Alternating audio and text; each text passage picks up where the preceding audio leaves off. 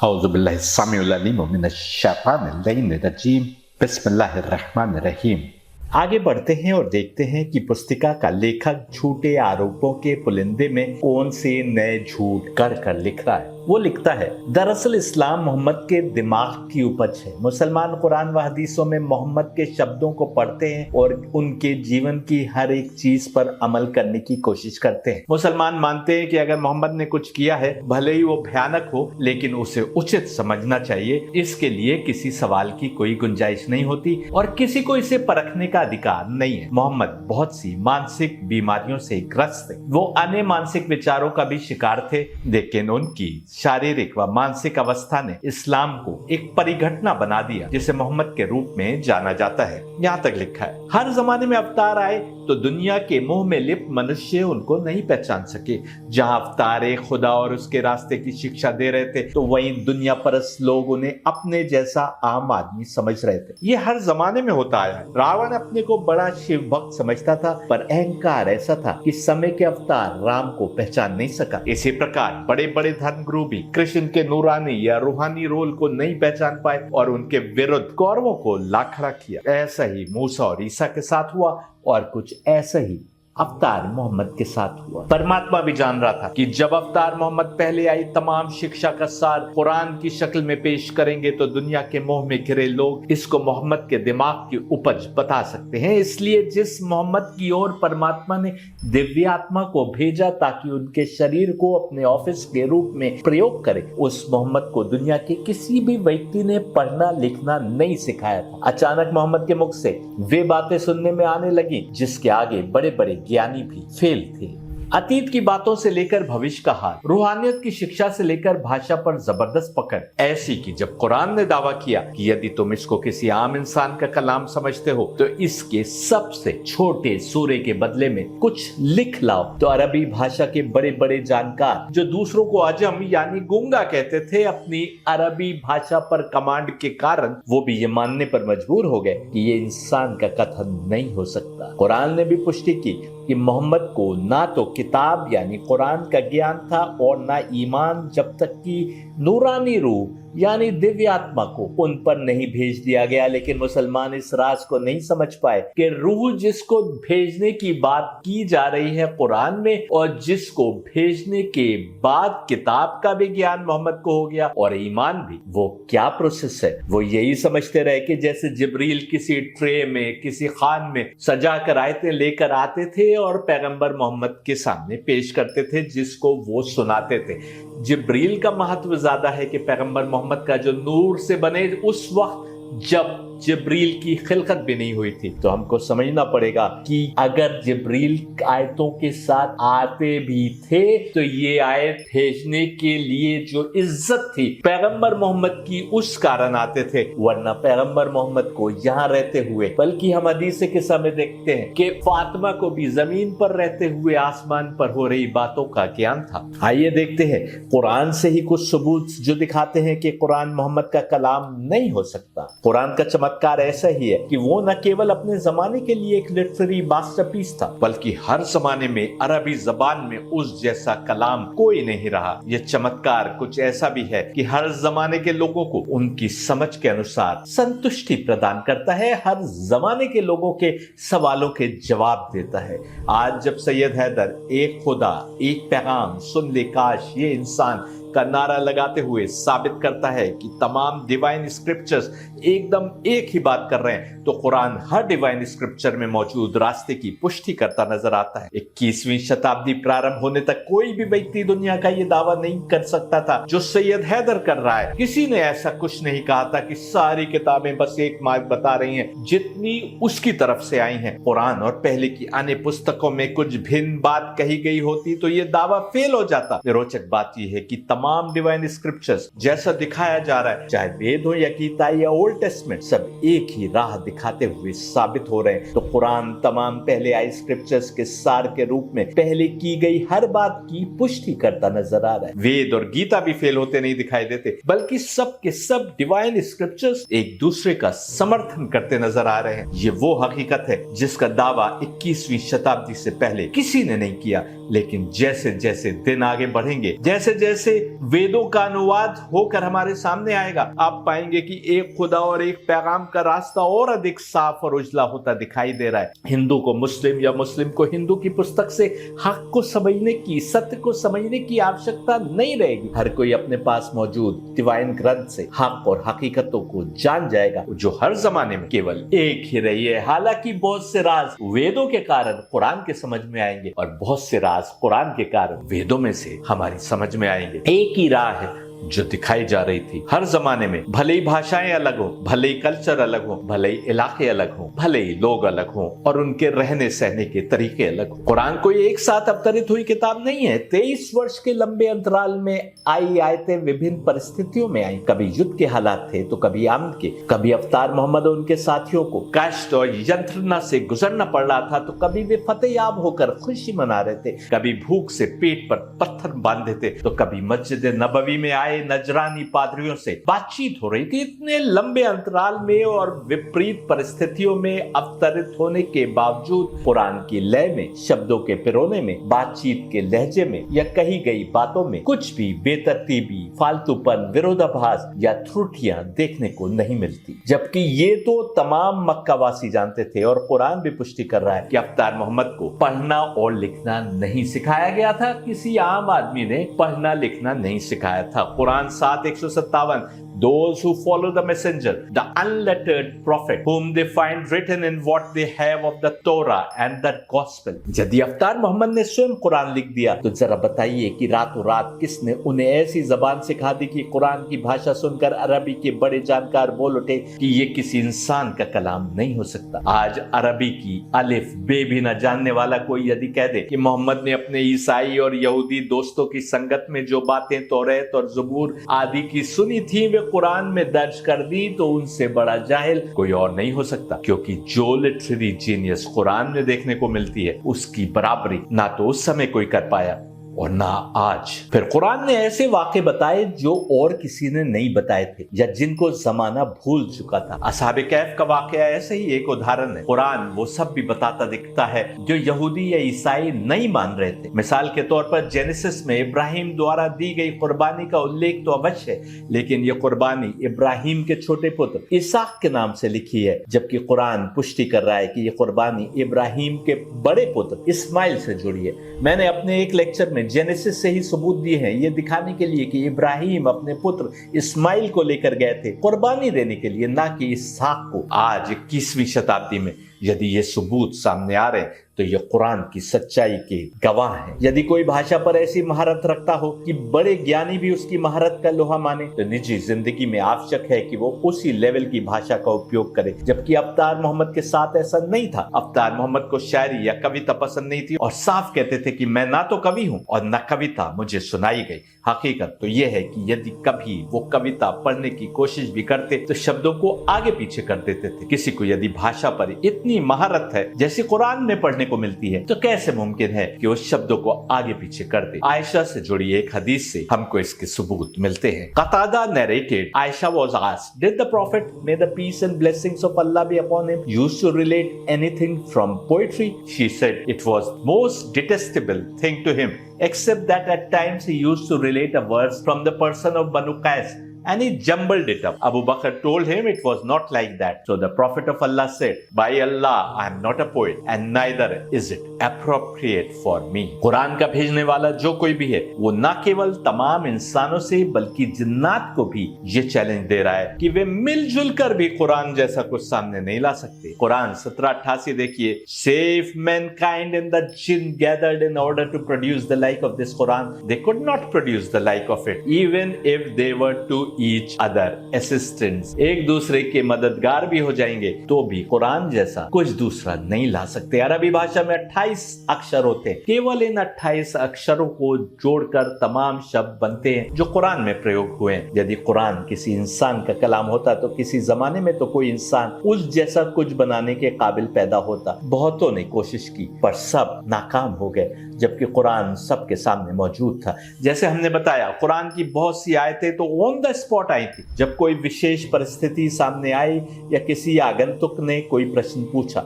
इसके बावजूद इसमें कुछ भी विरोधाभास नहीं है और कुरान का भेजने वाला स्वयं इस तथ्य को जानता है और उसे इस बात का यकीन है कि कोई इंसान या जिन या दोनों मिलकर इस जैसा कुछ नहीं ला सकते। तभी तो दावा कर रहा है कि यदि अल्लाह के अतिरिक्त कहीं और से होता तो इसमें तुम्हें बड़ा अंतर्विरोध दिखाई पड़ता, क्योंकि वो ना भूलता है और ना भ्रमित होता है। Quran 4:82। Then do they not reflect upon the Quran? If it had been from any other than Allah, they would have found within it much contradiction. Quran की 6666 आयतों में बहुत कुछ कॉन्ट्रेडिक्शन, मतभेद आपको दिखते आपस में यदि कुरान अल्लाह के अलावा किसी और सोर्स से होता। जो लोग कहते हैं कि मोहम्मद केवल ताकत के पीछे भागता मानसिक रोगों से पीड़ित कोई अहंकार रोन्मादी व्यक्ति था और कुरान मोहम्मद ने स्वयं अल्लाह के नाम से पेश कर दिया, उन्हें यह भी पता होना चाहिए कि अहंकार रोन्मादी व्यक्ति अपने को सबसे बेहतर दिखाने की कोशिश में लगे रहते हैं। वो अपने बराबर किसी और को नहीं खड़ा करना चाहते। अवतार मोहम्मद की शिक्षा का कुरैश के बाद यदि किसी ने विरोध किया तो वो यहूदी और ईसाई थे। अवतार मोहम्मद कह सकते थे कि खुदा का पैगंबर मैं हूं। इब्राहिम या मूसा या ईसा का उस खुदा से कोई नाता नहीं था, लेकिन कुरान तो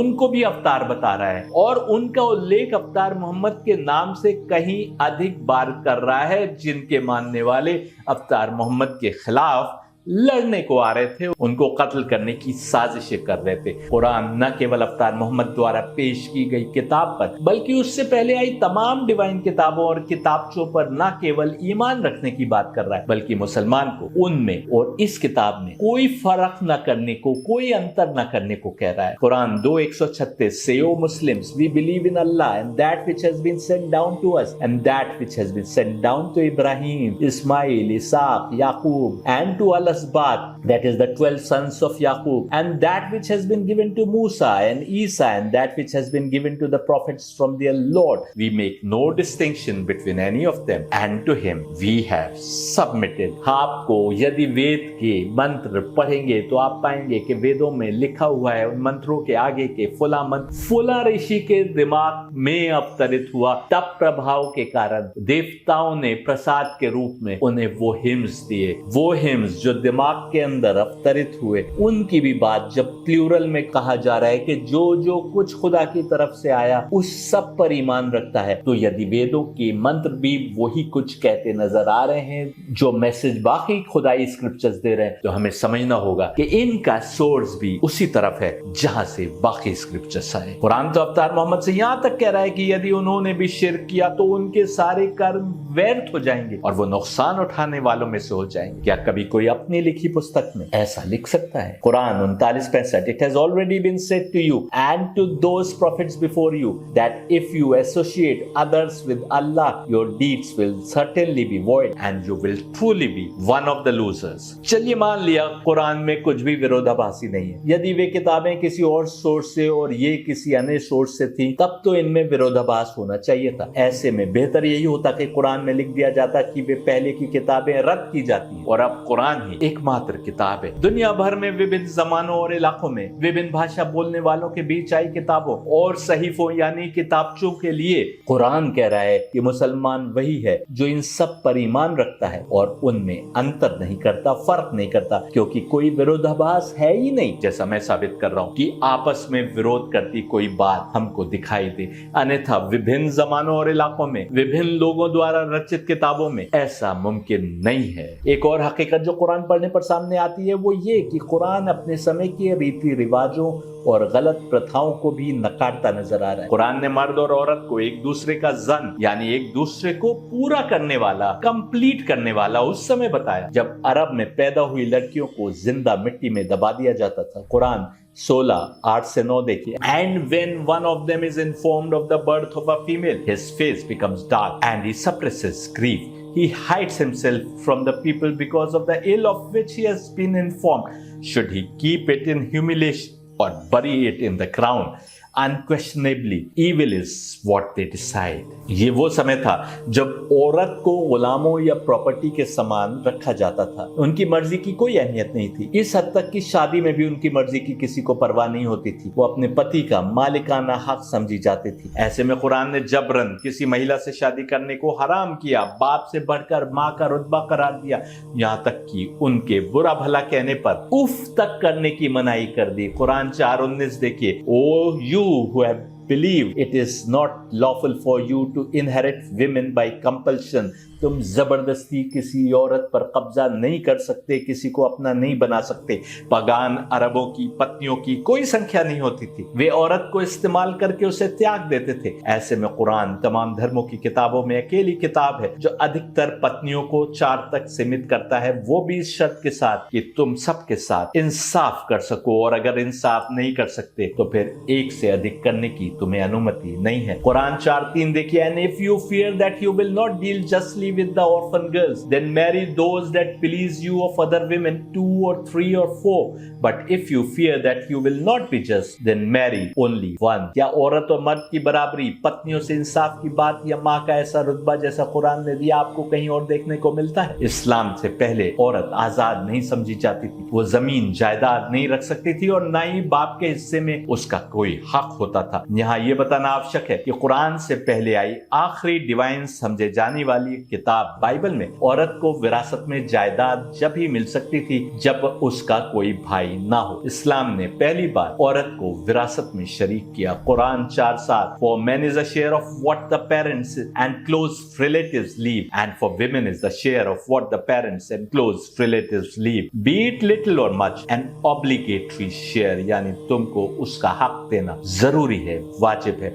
यहाँ तक कि अपने को बहुत तरक्की याफ्ता दिखाने वाले यूरोपीय देशों में भी 19वीं शताब्दी तक औरतों को जायदाद रखने का हक नहीं था। शादी पर या तो जायदाद पति के नाम हस्तांतरित हो जाती थी या उसको अपनी मर्जी से जायदाद बेचने का हक नहीं रहता था। ब्रिटेन पहला यूरोपीय देश था जहां औरतों के जायदाद संबंधी कानून बने जब 1860 में मैरिड विमेन प्रॉपर्टी एक्ट लाया गया। इससे 1200 वर्ष पहले कुरान उन सब मुद्दों की ओर हमारा ध्यान आकर्षित कर रहा था और इंसानियत के लिए बेहतरीन कानून दे रहा था जब दुनिया अंधेरे में सो रही थी। अफसोस कि आज वही यूरोपियंस कुरान पर हमला करने में लगे हैं और भूल जाते हैं कि उनको इंसानियत का सबक दिखाने वाले इसी कुरान के मानने वाले लोग थे। गौर करने की बात यह है कि यदि कुरान मोहम्मद का कलाम होता जो तमाम इलाकों पर राज करना चाहते थे तो दौलतमंदों और ताकत रखने वालों का समर्थन देता दिखाई देता। लेकिन हम देखते हैं कि कुरान दबे कुचले, भूखे और मजलूम इंसानों के समर्थन में खड़ा नजर आता है। यदि कुरैश ने बढ़ चढ़कर मुसलमानों पर हमले किए तो उसके पीछे यही एक बड़ा कारण था। एक और सबूत जो कुरान को खुदा की किताब साबित करता है वो ये है कि इसमें मौजूद अनगिनत भविष्यवाणियां जो आज तक साबित हो रही हैं। कुरान ने असहाबे कहफ के किस्से को उस समय बताया जब सब उसके बारे में भूल चुके थे और उनके आने वाले समय में उठ खड़े होने की भविष्यवाणी कर दी जो अभी पूरा होना बाकी है। कुरान ने फिरौन की लाश का उल्लेख किया जो अभी कुछ ही दशकों पहले समुद्र में से ढूंढ निकाली गई है और इसके ऊपर एक वीडियो भी है जो आप देख सकते हैं। कुरान ने पर्शियन और रोमन हुकूमतों के गिरने तक की भविष्यवाणी उस समय कर दी थी और ये सब बहुत बाद में रूनुमा हुआ। एक और बात जो पुस्तिका का लेखक अफ्तार मोहम्मद के बारे में लिखता है वो ये है, मुसलमान मानते हैं कि अगर मोहम्मद ने कुछ किया है भले ही वो भयानक हो लेकिन उसे उचित समझना चाहिए, इसके लिए किसी सवाल की कोई गुंजाइश नहीं होती और किसी को इसे परखने का अधिकार नहीं है। यहाँ पर समझने की बात यह है कि इस्लाम अक्ल को बंद करने को नहीं कहता बल्कि अक्ल को जगाने की बात करता है। सच्चाई तो ये है कि हक के नुमाइंदों ने चाहे वो कृष्ण ही क्यों ना हो हर समय अक्ल के प्रयोग पर बल दिया है। कुरान कितने ही स्थानों पर उसके पढ़ने वालों को गौर करने या अक्ल लगाने के लिए कह रहा है। जिन लोगों ने भी अक्ल के दरवाजे बंद करने की बात की वे दरअसल बहके हुए लोग थे। फिर इस्लाम कैसे आंख बंद करके मोहम्मद के मार्ग पर चलने को कह सकता है? लेकिन ये भी सच है कि इस्लाम मोहम्मद के बताए मार्ग पर आंख बंद करके चलने को कहता है। जब मैं इस पर विस्तार से बात करूंगा तो आप पाएंगे कि आंख बंद करके मोहम्मद के बताए मार्ग पर चलना भी अक्ल का उपयोग करने के कारण ही है। इस्लामी शिक्षा के अनुसार कुछ बातें ऐसी हैं जो अक्ल का प्रयोग किए बिना मानना जायज नहीं है, यानी आप रटी रटाई उन बातों को नहीं समझ सकते, आपको उनको अक्ल की कसौटी पर ही समझना है और यदि अक्ल की कसौटी पर नहीं समझा तो फिर ये आपके लिए जायज नहीं है। इसमें पहली है सारी सृष्टि के एक क्रिएटर को पहचानना, यानी ये पहचानना कि सारी सृष्टि का रब, उसका मालिक, उसका क्रिएटर एक है। हर डिवाइन किताब में उसको पहचानवाया जा रहा है। दूसरी बात यह है कि वो अदल और इंसाफ करने वाला है, किसी पर भी जुल्म नहीं करता। यदि वो अदालत करने वाला ना हो तो फिर हम कैसे समझ सकते हैं कि हमारे कर्मों का एकदम ठीक ठीक इनाम मिलेगा? फिर कोई क्यों दुनिया में सब्र करेगा? क्यों कोई अपना माल किसी अनाथ, विधवा, बेसहारा, यात्री या कैदी पर खर्च करेगा? और क्यों खुदा की राह में कुर्बानियां देगा जिसमें जान की कुर्बानी भी शामिल है? कुरान कह रहा है कि हिसाब के दिन तुम देखोगे कि किसी के साथ जर्रा बराबर भी नाइंसाफी नहीं हुई। एक और बात जो अक्ल से समझना है वो ये है कि उसने इंसान की हिदायत के लिए हर जमाने में अवतार भेजे और मोहम्मद उनमें से आखिरी रसूल हैं। अवतार होने का सिस्टम भी कैसे चलता है उसको अक्ल से समझना है। मैंने दिखाया कि गीता भी कह रही है कि डिवाइन क्रिएशन प्लान को समझते हुए कर्म किए तो यदि कुछ गुनाह भी किए हैं तो वो माफ हो जाएंगे, लेकिन यदि उस मार्ग को समझे बिना तुम कर्म कर रहे हो और बहुत अच्छे कर्म कर रहे हो तो भी तुम्हारे अच्छे कर्म तुम्हें मोक्ष यानी निजात की मंजिलों तक नहीं ले जाएंगे। ये उन कुछ बातों में से है जिन्हें अकल प्रयोग किए बिना मानना नहीं है। किसी अंतिम हिसाब के दिन को भी अकल से मानना है, क्योंकि यदि अच्छे और बुरे का लेखा जोखा ना रखा जाए और उसका हिसाब ना हो तो अच्छे कर्म करने का क्या लाभ होगा? यदि किसी ने अकल का प्रयोग करके ये मान लिया कि सारी सृष्टि का, कुरान ने आलमीन का शब्द प्रयोग किया है, यानी सारी दुनियाओं का रब एक ही है, और ये मान लिया कि वो कभी भी अपनी किसी क्रिएशन के साथ जर्रा बराबर भी नाइंसाफी नहीं करता, और फिर ये मान लिया कि सारी दुनियाओं के मालिक ने इंसान को तना नहीं छोड़ा बल्कि उसकी हिदायत के लिए अवतार भेजता रहा, जिनमें के आखिरी रसूल मोहम्मद है जो तमाम दुनियाओं के लिए रहमत है। उनके शरीर में जो नूर काम कर रहा है वो एक और परमात्मा से तो दूसरी ओर मानव शरीर से जुड़ा है। वो ऐसे पाक हैं कि उनसे कोई बुराई नहीं हो सकती, जिसे इस्लाम में मासूम कहा गया। उनको नूरानी रूप में इंसान को रिस्क और पानी, दौलत और सेहत आदि देने का जिम्मेदार बताया गया, और उनके नूर को उस समय बनाया गया जब सारी सृष्टि की डॉन थी, यानी सृष्टि की शुरुआत थी, जैसा ऋग्वेद ने भी बताया। वो सच्चे हैं और बस वही बोलते हैं जो उनके रब की ओर से हो। तो फिर अब तुम उनकी आंख बंद करके पैरवी क्यों न करोगे जब तुम पहचान रहे हो कि वो तुम्हारे परमात्मा के नुमाइंदे हैं, जब तुम जान रहे हो कि सारी सृष्टि को चलाने वाले यही हस्तियां हैं जो इंसान के रूप में अवतरित हुई ताकि तुमको हिदायत और बंदगी का सबक सिखा सके, उस सारी सृष्टि के एक रब के आगे सिर झुकाने का मार्ग दिखा सके। तो अभी अगर ये उधर से जुड़ी हुई हैं और फिर तुम इधर के होते हुए उनको पहचान रहे हो, तो अब ये जो भी मैसेज देती नजर आए उसको आंख बंद करके नहीं मानोगे तो तुम कितने अक्लमंद हो। तुम अगर इनकी सृष्टि से बाहर निकल सकते हो तो जो चाहे करो, लेकिन तुम इस सृष्टि से अगर नहीं निकल सकते, मरकर भी नहीं निकल सकते, तो फिर तुम्हारे लिए ज्यादा अकल का सौदा तो यही है कि तुम वो मानो जो ये बता रहे हैं कि यही मार्ग है, इस पर चल के ही तुम्हारी बेहतरी है। यदि तुम्हारा कोई हाकिम है जो तुमसे कुछ करने को कहे तो तुम उसके हुक्म की अनदेखी तभी तो कर सकते हो जब या तो तुम उसकी हुकूमत की हद से बाहर निकल जाओ या तुमको यकीन हो कि तुम्हारे हाकिम को तुम्हारी नाफरमानी की खबर ना हो। मोहम्मद के शरीर में जो नूरानी रूह थी उसके कारण वो तमाम दुनियाओं के लिए रहमत बनकर आए थे, रहमतुल लिल आलमीन। ना तो हमारे लिए मुमकिन है कि हम उस रहमत के साए से बाहर निकल जाए और न ही कोई पल हो सकता है जब हम उनसे छिपकर कुछ कर सकें। फिर अकल यही कहेगी कि उन्होंने जैसा कुछ करने को कहा है वैसे ही करो। जहां अकल लगानी है वहां अवतार मोहम्मद ने भी अकल लगाने को कहा। कुरान बार बार कह रहा है कि तुम गौर क्यों नहीं करते। कुरान अकल के दरवाजे बंद नहीं कर रहा बल्कि अकल को प्रयोग करने को कह रहा है। दूसरी ओर हम पाते हैं कि बहुत सारे मुसलमान ऐसे हैं जो दुनिया के तमाम कामों में अक्ल प्रयोग करते हैं, लेकिन जहां मजहब की बात आती है वहां अक्ल के दरवाजे बंद कर देते हैं। अक्ल के दरवाजे बंद करके कम से कम तुम सैयद हैदर के लेक्चर्स तो समझ नहीं सकते और न ही उन किताबों को समझ सकते हो जो खुदा की तरफ से हैं, चाहे वेद हो, चाहे गीता हो, चाहे कुरान हो। पैगंबर मोहम्मद ने तो यहां तक कहा, यदि तुम्हें मेरी कोई हदीस कुरान के खिलाफ दिखाई दे तो उसको नकार देना, दीवार पे मार देना। पैगंबर पैगंबर मोहम्मद जानते थे कि उनके दुनिया के जाने के बाद नकली हदीसें गढ़ने की फैक्ट्रीज बन जाएंगी जो कुछ लोगों को हीरो बनाने का काम करेंगी और कुछ हीरोज के बराबर औरों को खड़ा करने की कोशिश करेंगी। इन नकली हदीसों ने पैगंबर मोहम्मद की असली शिक्षा की समझ में सबसे बड़ी रुकावट डाली। हकीकत तो यह है कि नकली हदीसों ने आने अहलुल बैत की क्या बात करें, खुद पैगंबर मोहम्मद के असली नूरानी और रूहानी रोल को छिपाकर उन्हें एक आम इंसान के तौर पर पेश करने की कोशिश की। पुस्तिका का लेखक ऐसी ही हदीसों पर अपनी पुस्तक की बुनियाद रखता दिखाई दे रहा है। कुरान तो उसका कलाम है जो हर वो कुछ जानता है जो हम नहीं जानते। इस लेक्चर को खत्म करें इससे पहले बस एक और ध्यान देने की जरूरत है। पैगंबर मोहम्मद को दुनिया से गए 1450 वर्ष भी नहीं हुए और इतने कम समय में उनकी शिक्षा की भिन्न समझ बनाते हुए मुसलमान इतने फिरकों में बढ़ गए कि कई बार अचंभा होता है कि इतनी भिन्न सोच रखने वाले लोग एक ही पैगंबर की शिक्षा पर चलते हैं। ये सब जुल्मत यानी तमस की कारस्तानी है जो हर जमाने में इंसान को मोक्ष यानी निजात यानी सैल्वेशन के मार्ग से इधर या उधर खींचने में लगी है। नकली हदीसों की फैक्ट्रीज भी जुल्मत यानी तमस की ही कारस्तानी थी। जरा सोचिए, जब 1450 सालों में मुसलमान इस हद तक अपने पैगंबर की शिक्षा से विचलित हो गए तो जो अवतार